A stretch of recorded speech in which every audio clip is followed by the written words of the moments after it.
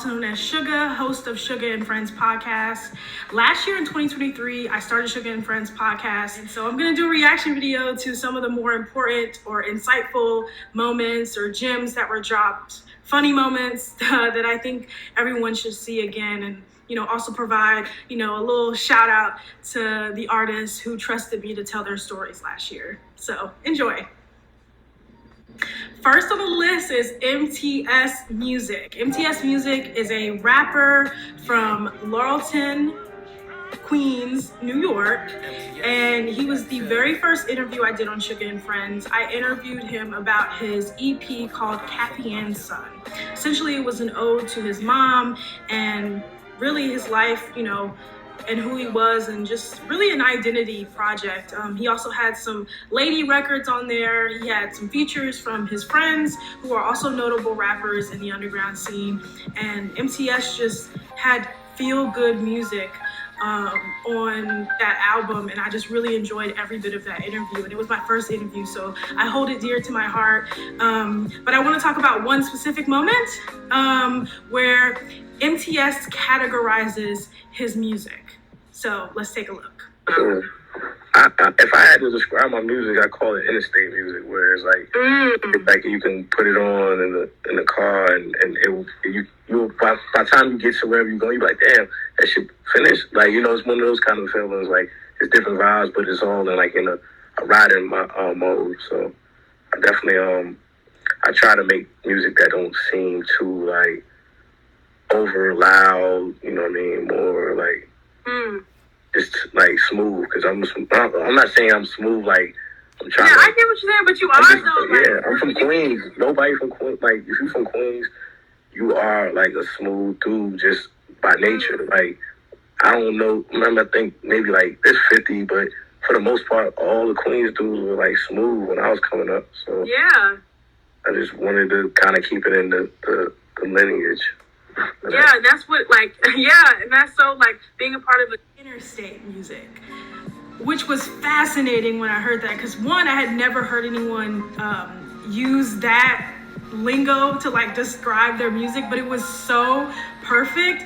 Yes, he has interstate music. When you turn on Buddha Brothers, which was a song featured on Kathy Ann's Son, that's a song that you listen to while you're driving a long ways in the car to wherever you're going, and you just kind of vibe out to it and just really feel the music. He has feel-good music. He has interstate music. So I just really love that that's how he categorized his music, and I just thought that was so funny, but also perfect. But he's a rapper, and like he said, he's from Queens, so he's smooth and he has a way with words. And so shout out to MTS Music for that moment. I really appreciated that. And I forever use that wording when interstate music. That's some rotten music because of MTS. So huge shout out to you. Thank you for coming on the podcast.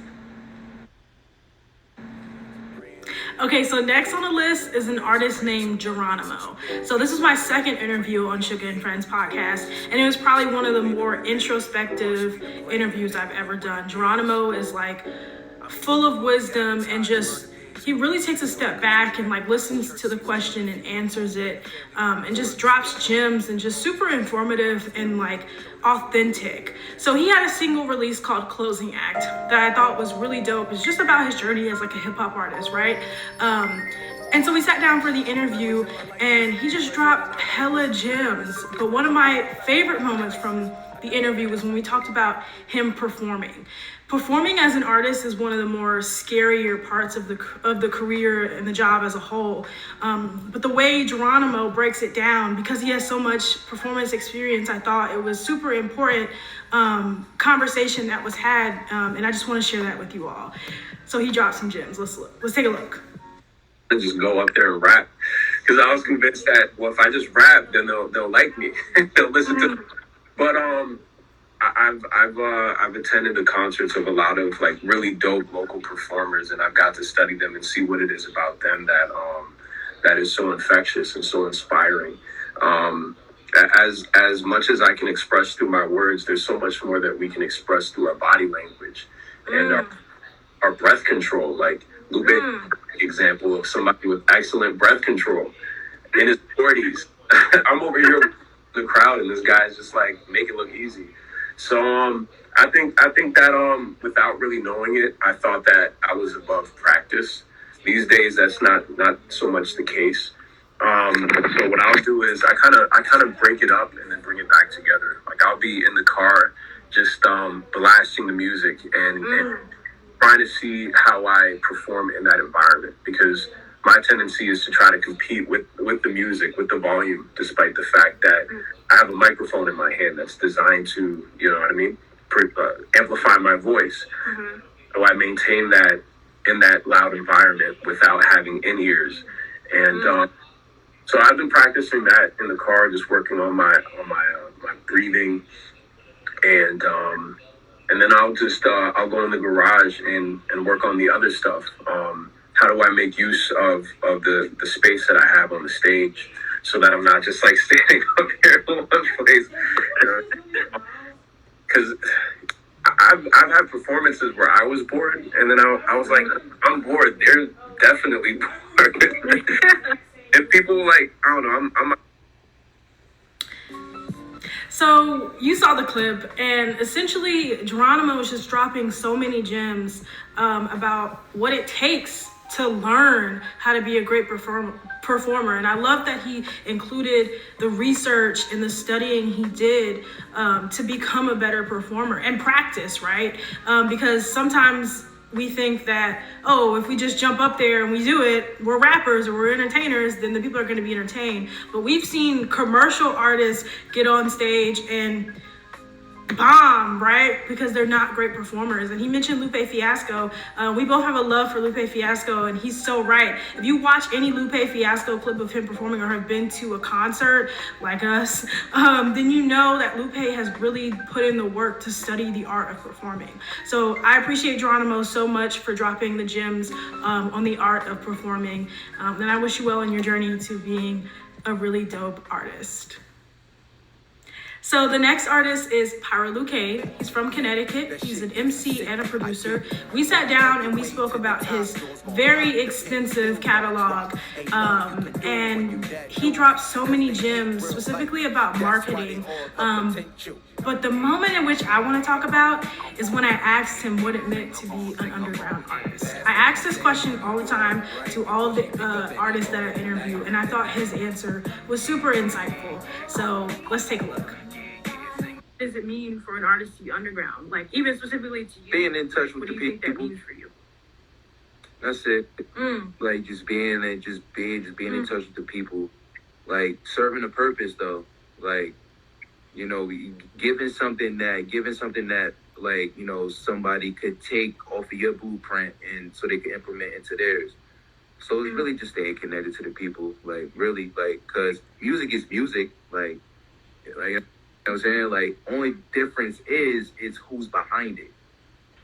The only difference. If you take away the machines, that the songs that we all love, just regular music. And it may be shit that we...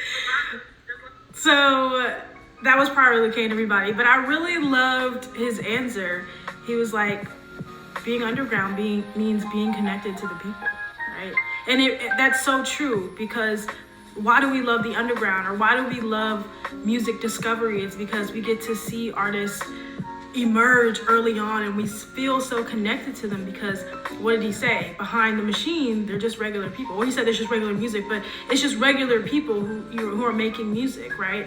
And so I think we come together in hip hop as a community, and we support one another. And, you know, as the artist, you are providing music, you know, the soundtrack to somebody's life, or as a lyricist, you know, who writes really well, you're articulating a thought, an idea that, you know, us people who aren't, you know, artists can't do, or you put words together in a slick way that we can admire and study and, you know, engage with, like art, you know. So I really love Pyro Lucain's answer. Like I said, I asked this to every artist that I interview, and I just love the answer that I've gotten from each artist. But I really thought Pyro Lucain gave a really great answer.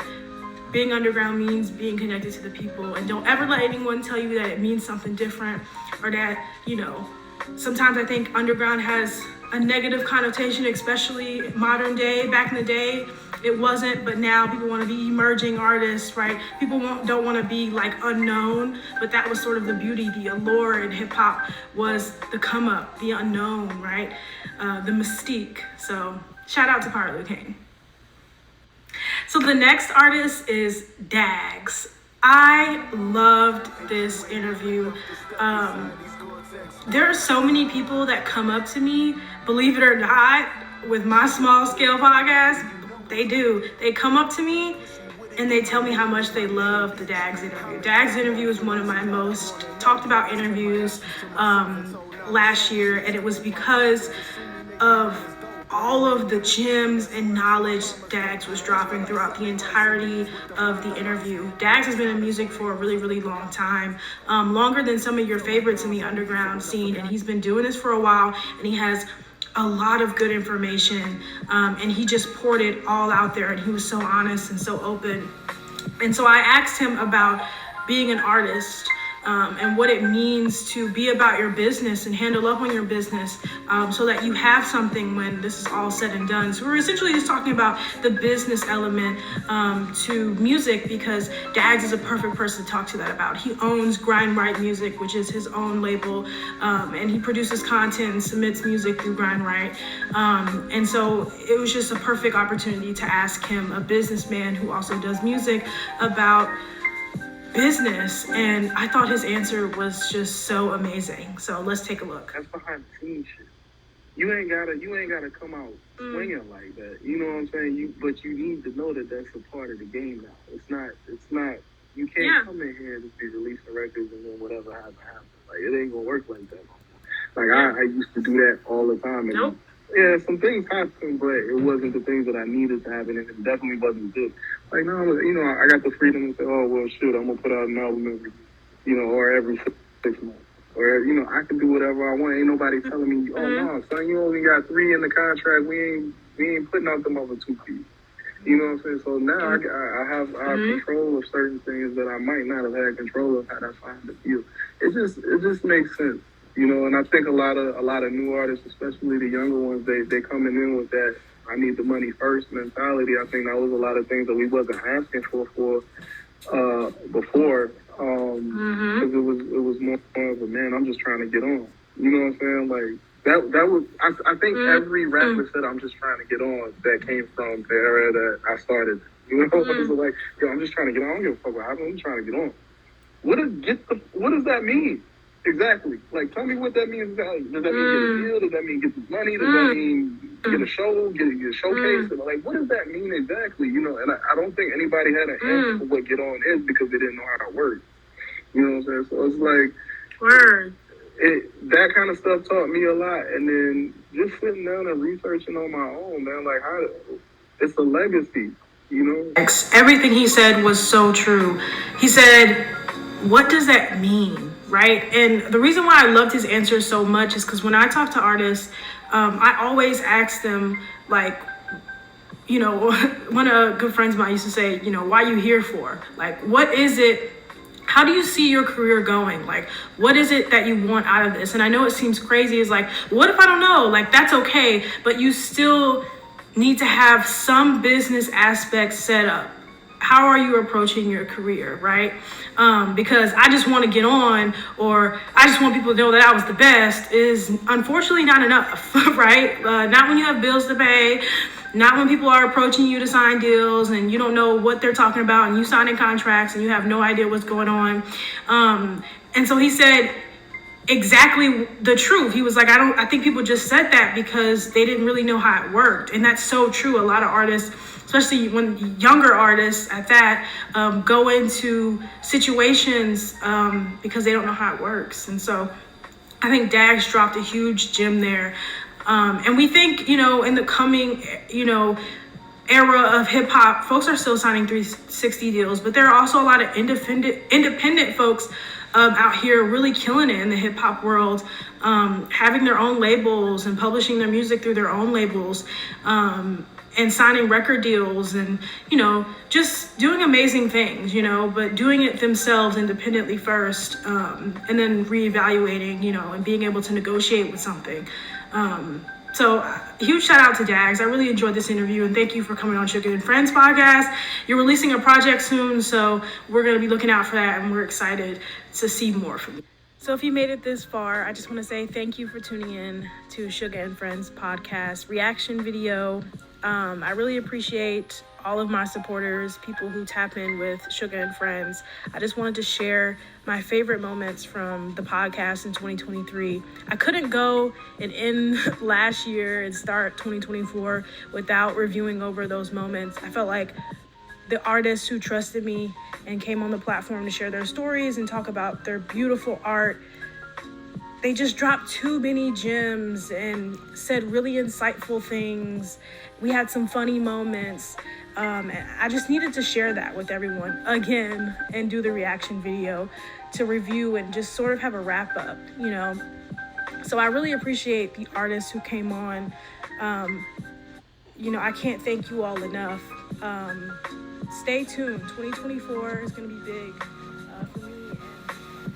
I noticed there was a gap, and, you know, I really believe Suga Friendz is going to fill that gap. And it's a place, it's a, you know, safe space for emerging and underground artists to come and really dissect and actually talk about their art in a beautiful, positive way.